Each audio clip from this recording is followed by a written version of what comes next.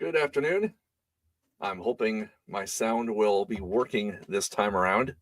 I'm not going to play a full game. I do, though, want to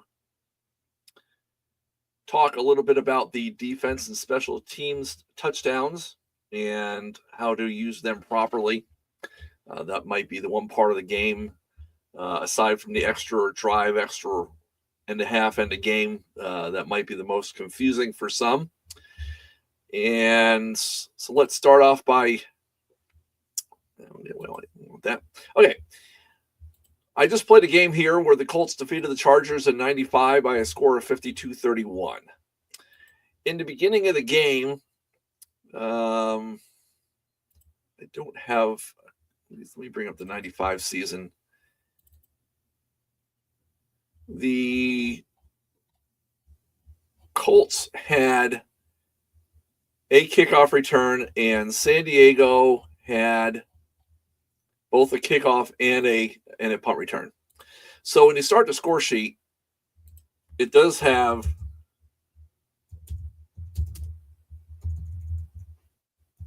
text for kickoff returns and punt returns on both the Excel and the paper version. Since the Chargers have both, so I'm going to leave them both on there. And the Colts did not have a punt return, so I'm going to remove that one from there. Each one, if they have it, can be used once a game. Kickoff returns have to be used at the beginning of a half or after a score. Punt returns can only be used after a punt. So in both instances, you are receiving the ball as if you're going on offense. If you score a touchdown, it does not count as your possession for that line. And you get to roll again as if you have your normal possession, as if that special teams touchdown didn't happen. So in essence, you got a chance to have 14 points. If you do score on a kickoff or a punt return for a touchdown, and also an interception or a fumble return for a touchdown, those numbers get put in manually in the DST block for whatever quarter it happened in. That's where you log it down. There's no room to log it in here. They get put manually in there, and then the score sheet will add it up. So with both, when you do it, when you use your kickoff or punt return, you would remove it or cross it off if you're on paper.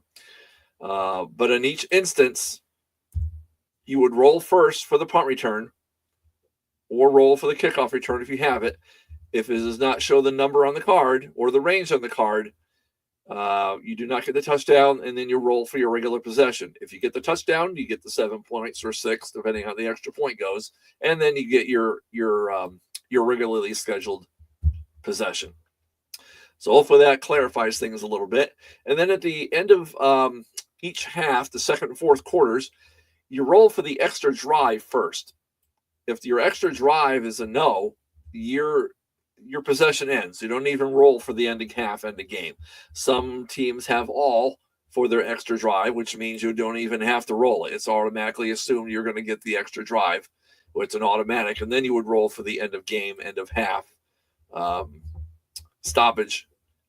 In which instance, if it's a yes, then you don't get the opportunity to roll again for a chance to score.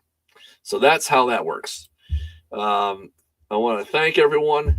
Well, I've got the microphone for their support, for their messages, for their encouragement, and I'm pleasantly surprised by the popularity. I'm humbled by it, and I'm hoping to make new seasons within the coming weeks and months. It may take 6 or 8 months to have every NFL season there, but we'll see how it goes. We'll see how my life goes, see how time goes to allow me to create seasons as we go. So thank you for listening, and have a great afternoon.